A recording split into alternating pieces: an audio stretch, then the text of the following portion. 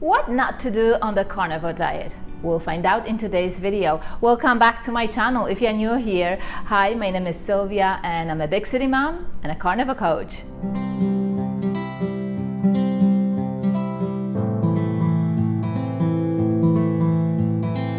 More and more people are going on the carnivore diet and more amazing stories we are hearing about.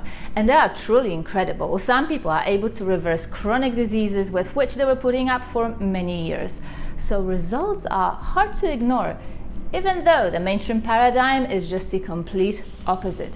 So if you heard about the carnivore diet and you are looking to give it a try, there are, however, a few things you should consider not doing when going carnivore. Number one, and this is a really serious one, don't quit all your drugs at once. Take a phased approach. A lot of people these days are taking medication, and believe it or not, usually for more than one chronic condition. So if this is you and you've been diagnosed with some chronic conditions such as autoimmunity, maybe fibromyalgia, diabetes, and you are dealing with this condition for many years, take a phased approach, do it slowly, work with your doctor, and continue taking your medication as you are transitioning to the carnivore diet.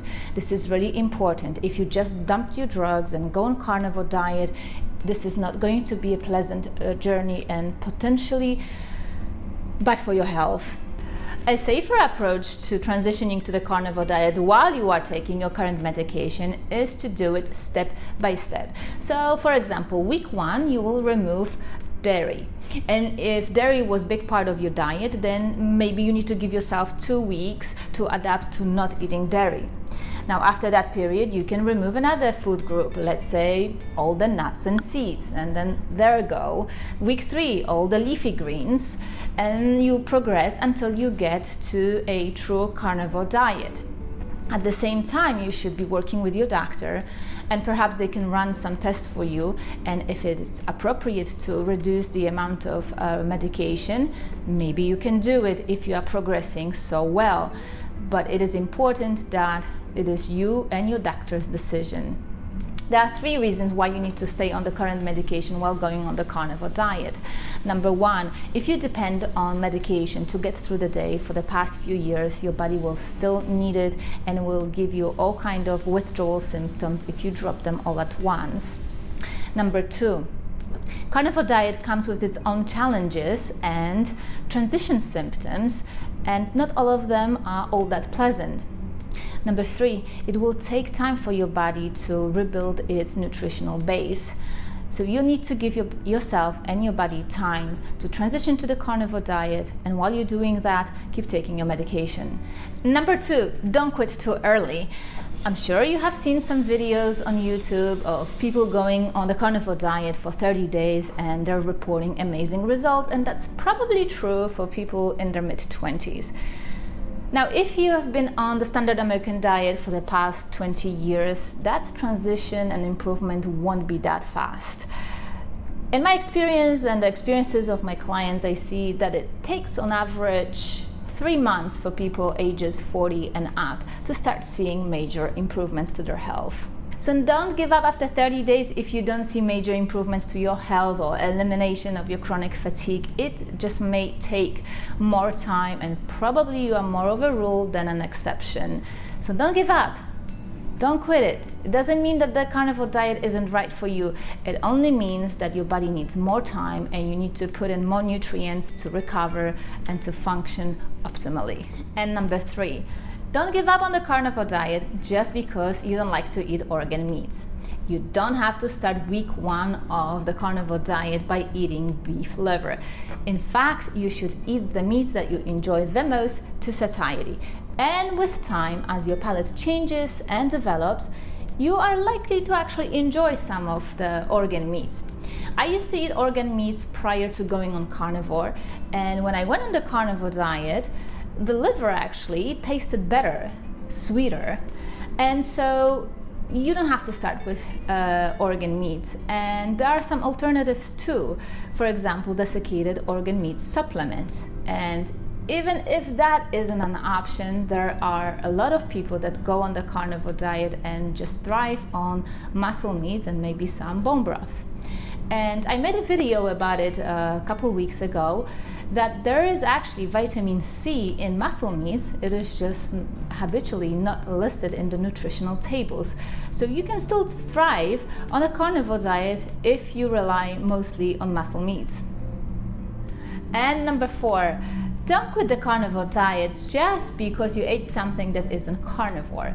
Now, this happens a lot to people that are just starting out, myself included.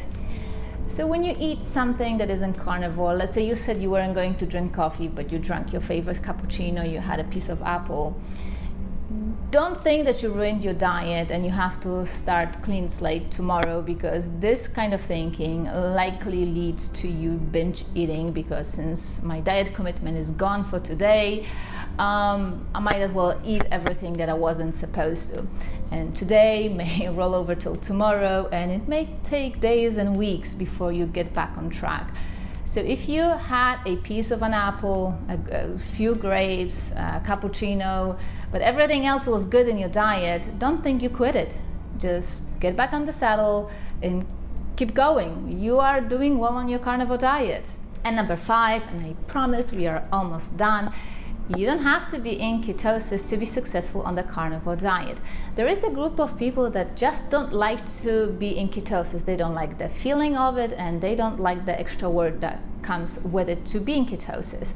So typically you would have to monitor your calories to be 80% from fat and 20% from proteins.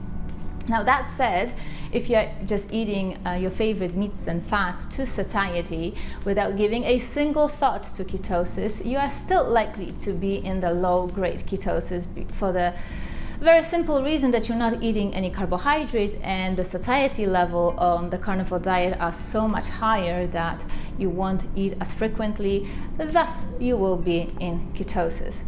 When I started my journey with carnivore diet, I got my protocol from the clinic in Hungary, Paleo Medicina, and they were promoting continuous ketosis over 2 millimoles. So that's how I started out. But these days, I don't pay attention to ketosis at all.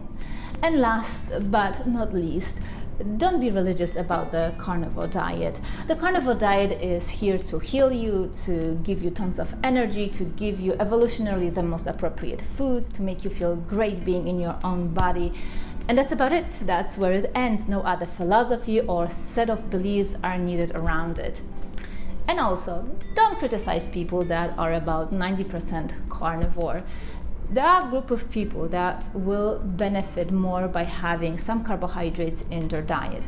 So if you meet somebody that calls themselves carnivore but eat 90% of carnivore and then 10% some fruits and vegetables, maybe some coffee, they are still carnivore, they are still doing great on their diet, because the goal of the carnivore diet is to heal yourself and to change the relationship with food. Alright, so this is my list of things you shouldn't be doing when going carnivore. Let me know in the comments below if you have some other ideas. I might be able to add them to my future videos. If you haven't yet, subscribe, hit that notification bell, and I will see you in Friday Findings. Bye!